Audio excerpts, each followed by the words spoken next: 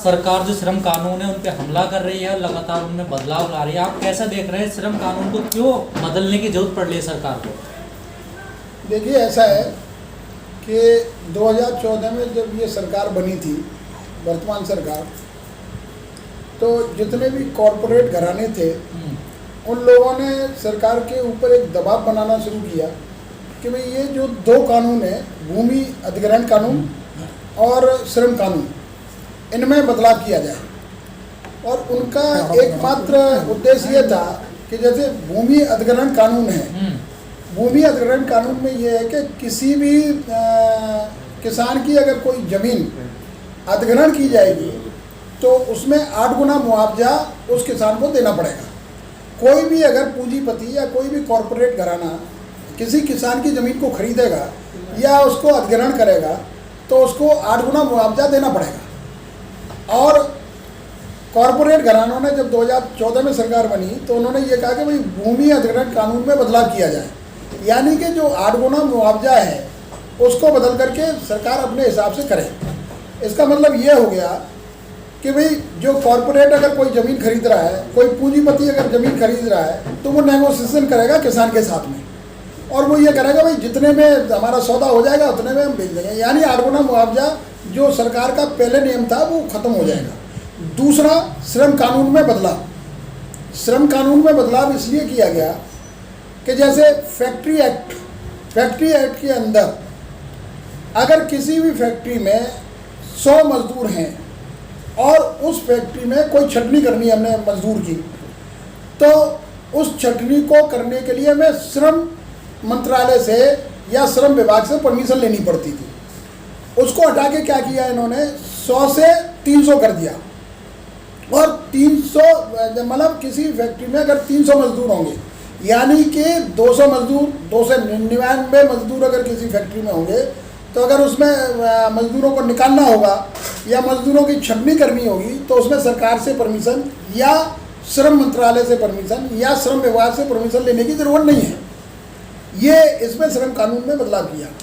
और जो श्रम कानून बनाने का अधिकार किसका है? सेंट्रल गवर्नमेंट का, केंद्र सरकार का।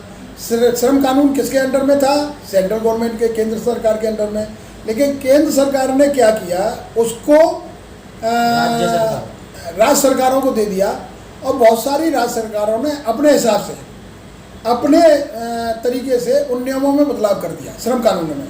यानी कि जो केंद्र सरकार ने अंग्रेज़ों से लेकर के कांग्रेस की सरकार रही हो या किसी की सरकार रही हो या एनडीए या यूपीए की सरकार रही हो, उसमें 40 श्रम कानून थे।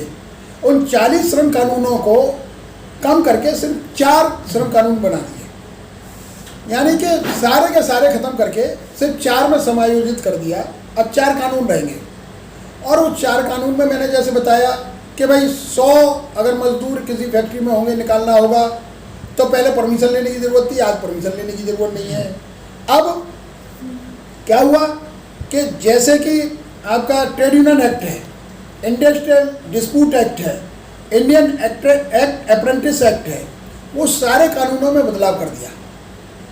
आज की डेट में सरकार के पास में जितने भी मतलब काम करने वाले लोग हैं, सरकारी नौकरियों की तो उनके पास आंकड़े हैं। ट्रेड यूनियन जो आज की डेट में वर्तमान में काम कर रही है, वो सारे आंकड़े उनके पास हैं कि सरकार में काम करने वाले कितने लोग हैं। लेकिन अनऑर्गेनाइज्ड लेबर, जिनको क्या नाम है, हम आज की डेट में कहते हैं 90-95% अनऑर्गेनाइज्ड लेबर हैं। जैसे घर में काम करने वाली है, जैसे प्लम्बर है, जैसे आपका क्या नाम है मजदूर है, या कोई भी काम है, तो वो उन लोगों को ये उम्मीद थी कि सरकार जो श्रम कानूनों में बदलाव ला रही है तो हमारे लिए कोई सोचेगी। घर में काम करने वाली जो भाई है, या कोई प्लम्बर है, या कोई टेक्नीशियन है, या कोई इलेक्ट्रीशियन है, उन लोगों ने ये उम्मीद लगाई हुई थी कि ये लोग हमारे बारे में कोई बात सोचेंगे। लेकिन ये जो वर्तमान में जो अमेंडमेंट हुआ है श्रम कानूनों में, इनके लिए कोई प्रावधान नहीं है। लेकिन सर, सरकार का कहना है जो श्रम कानून है जो पहले वाले, ये तरक्की में कहीं ना कहीं रुकावट है। देश की जो तरक्की रुकी है, कहीं ना कहीं ये भी एक वजह है सर। ऐसा नहीं है। देश के तरक्की में श्रम संगठनों का सबसे बड़ा हाथ है। बाबा साहब अम्बेडकर ने जो अधिकार दिए हैं ये मात्र अनुसूचित जाति जनजाति के लिए नहीं किया। बाबा साहब अम्बेडकर ने जो अधिकार जो लड़ने की लड़ाई लड़ी थी उन मिल मजदूरों के लिए भी लड़ा था, जो खान में काम करने वाले उनके लिए भी लड़ाई थे, जो कोयले की खान में काम करने वाले थे उनके लिए काम किए थे, जो नौकर पेशे लोग थे उनके लिए भी काम किए थे। क्योंकि बाबा साहब जानते थे पहले हड़ताल करने का अधिकार नहीं था, आज अगर हड़ताल करने का अधिकार मिला है तो ये बाबा साहब डॉक्टर भीमराव अम्बेडकर की सोच है। आज अगर ट्रेड यूनियन एक्ट बना है, इससे पहले ट्रेड यूनियन एक्ट नहीं था। जब बाबा साहब अम्बेडकर ने अब जब श्रम उसके सदस्य बने थे तो उन्होंने उसको ट्रेड यूनियन एक्ट बनाया था, उनको हड़ताल का अधिकार दिया था। आज भारत सरकार ने बाबा साहब के बनाए हुए जो ट्रेड यूनियन एक्ट थे उसमें बदलाव करके आज जो हड़ताल का अधिकार है, जो नोटिस देने का अधिकार है, उसका समय परिवर्तन किया कि भाई 2 महीने का नोटिस होगा या 3 महीने का नोटिस होगा। पहले हम वो शॉर्ट नोटिस में 7 दिन के नोटिस में 15 दिन के नोटिस में हम हड़ताल पे जा सकते थे, आज हड़ताल पर नहीं जा सकता। जब हड़ताल पे नहीं जा सकते तो इसका मतलब ये है कि मजदूर अपनी बात नहीं रख सकता। इसका मतलब ये है कि जो लेबर है वो अपनी बात सरकार के सामने रख नहीं सकता। सरकार का कहना है कि छोटी छोटी बात पे मजदूर हड़ताल करने लग जाते हैं, जिससे बहुत बड़ी दिक्कतें पड़ती।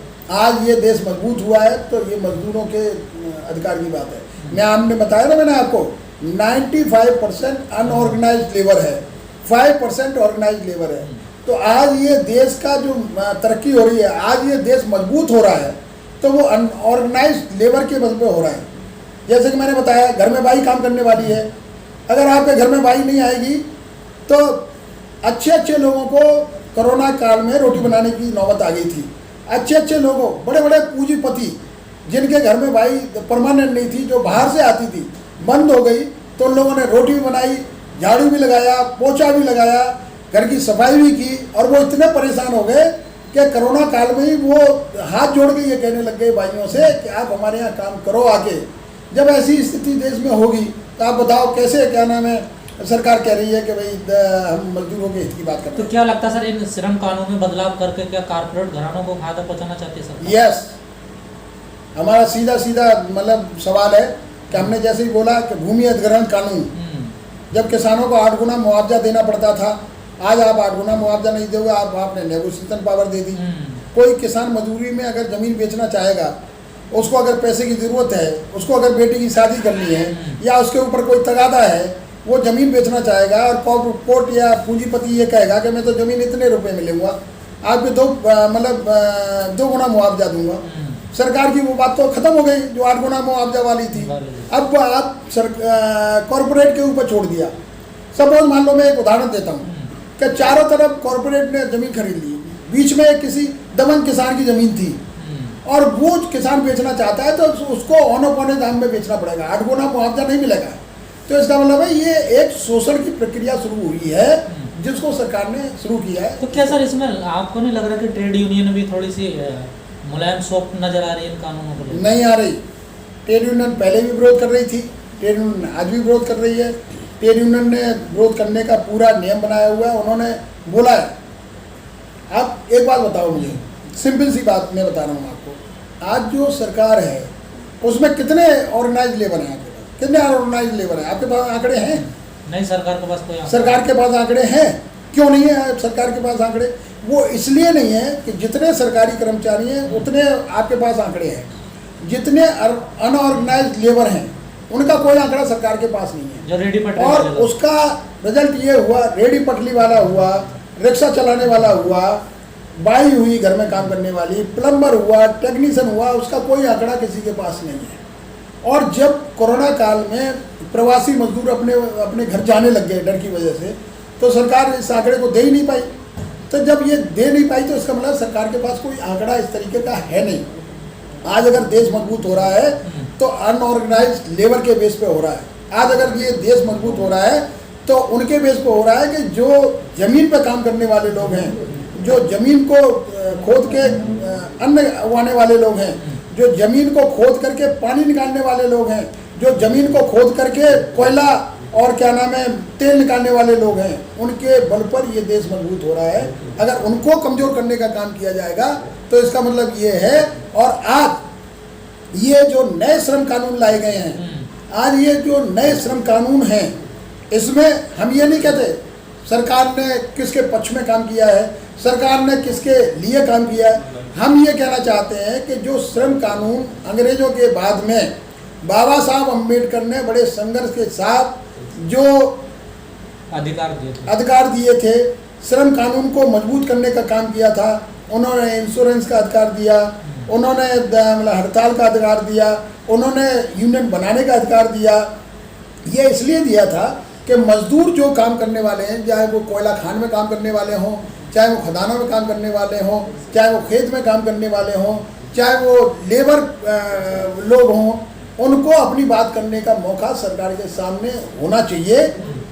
ये बाबा साहब अम्बेडकर ने जो अधिकार दिए थे, आज उन अधिकारों को कमज़ोर करने का काम किया जा रहा है, ये मेरा मानना है। सर, अभी तक एक रेलवे को छोड़ के अभी तक किसी भी सरकारी संगठन ने कोई भी इस तरीके का धरना प्रदर्शन नहीं करा निजीकरण और निगमीकरण को लेकर। देखिए, मैं आपको एक चीज़ बताऊं, रेलवे एक सबसे बड़ा सरकारी औद्योगिक संस्थान है, पूरे देश के अंदर नहीं, पूरे वर्ल्ड के अंदर चौथा ऐसा संस्थान है जो रेलवे सबसे बड़ा रोजगार प्रदान करता है। ठीक है, अंग्रेजों से लेकर के आज तक, ब्रिटिश गवर्नमेंट से लेकर आज तक ये रेल जो है सरकार के हाथ में थी, निजी हाथों में नहीं गई। ठीक है ना, आप ये कह रहे हैं कि कोई दूसरा संगठन ये प्रयास नहीं कर रहा। जितने भी देश के ट्रेड यूनियन मतलब संगठन हैं, चाहे IT जो इंटक हो, यूटक हो, BMS हो, यानी जो आज की वर्तमान स्थिति में भारतीय जनता पार्टी या मतलब उससे संबंधित लोगों की सरकार है, लेकिन भारतीय मजदूर संघ वो भी इसका विरोध कर रही है, श्रम कानूनों का वो भी विरोध कर रही है, निजीकरण का वो भी विरोध कर रही है, निगमीकरण का वो भी विरोध कर रही है। क्यों कर रही है, क्या रीज़न है भाई? आप एक बात बताओ। आज अगर एयर इंडिया के लोग विरोध नहीं कर रहे तो वो जाने क्यों नहीं विरोध कर रहे? उनको पता है कि अगर एयर इंडिया बिक जाएगी तो हमारी नौकरी खतरे में हो जाएगी। आज अगर LIC के लोग, अगर सरकार ने अपने बजट भाषण में ये कहा था कि हम IPO निकालेंगे, IPO का क्या मतलब है कि भाई हम शेयर्स बेचेंगे। IPO का मतलब ये होता है कि जो आज की डेट में पूरे देश के अंदर, देश नहीं पूरे वर्ल्ड के अंदर, LIC life insurance corporation of India सबसे बड़ा एक संगठन ऐसा है, सबसे बड़ा एक सरकारी तंत्र इंश्योरेंस कंपनी जो सबसे बड़े लाभ में चल रहा है, उसमें भी आप IPO बेचने का काम कर रहे हैं। क्यों कर रहे हैं भाई? ऑयल कॉर्पोरेशन, BPCL हो, HPCL हो या कोई भी कंपनी हो, वो सब मुनाफे में चल रही है। आप क्यों उसको बेचने का काम कर रहे हो? BSNL का घाटे में चल रहा है भाई, उसको क्यों बेचने का काम कर रहे हो? रेलवे को आप घाटे में दिखा रहे हो। आप रेलवे को घाटे में क्यों दिखा रहे हो भाई? काय के लिए दिखा रहे हो भाई? घाटे में कहाँ चल रहा है रेलवे? आप मुझे बताएं जरा। तो मैं आपको ये बोल रहा हूँ, all India SC/ST railway employee association जो रेलवे के अंदर सबसे बड़ा संगठन है, जिसकी 3.5 लाख की मेंबरशिप है, आज उसने 24 सितंबर को सांकेतिक विरोध, ऑल इंडिया विरोध प्रदर्शन ये किया है कि बाबा साहब डॉक्टर भीमराव अम्बेडकर और महात्मा गांधी के बीच में जो पूना पैक्ट हुआ था, उस पूना पैक्ट के करार के आधार पर या तो निजीकरण में हमको आरक्षण दो या 2 वोट्स का अधिकार जो हमें कम्युनल अवार्ड दिया था वो हमें दो। ये हमने बताने का काम किया है। दूसरा, हमने ये भी काम किया है कि जितने भी ट्रेड यूनियन संगठन हैं वो भी विरोध कर रहे हैं। क्यों कर रहे हैं भाई? आम कर्मचारी जितने भी हैं, क्योंकि रेलवे एक ऐसा संस्थान है जो सबसे बड़ा रोजगार पैदा करता है। आज रोजगार नहीं मिल रहे, आने वाले समय में सरकार भी कहती है कि रोजगार पैदा होंगे। सरकार ये भी कहती है कि भाई हम वर्ल्ड क्लास सुविधा देंगे। सरकार ये भी कहती है कि हम पैसेंजर को गंतव्य स्थान पर पहुंचाने के लिए कम से कम समय लेंगे। तो हम कब मना कर रहे हैं? हम भी गंतव्य स्थान पर कम से कम समय लेंगे, हम भी क्या नाम वर्ल्ड क्लास की सुविधा दे सकते हैं। अगर सरकार चाहे तो रेल के कर्मचारियों से वर्ल्ड क्लास की सुविधा दिलवा सकती है। चलिए ठीक है सर, बहुत बहुत धन्यवाद। थैंक यू, बहुत बहुत धन्यवाद सर। NCR करंट न्यूज़ को सब्सक्राइब करें और नोटिफिकेशन सबसे पहले पाने के लिए दबाएं बेल आइकॉन।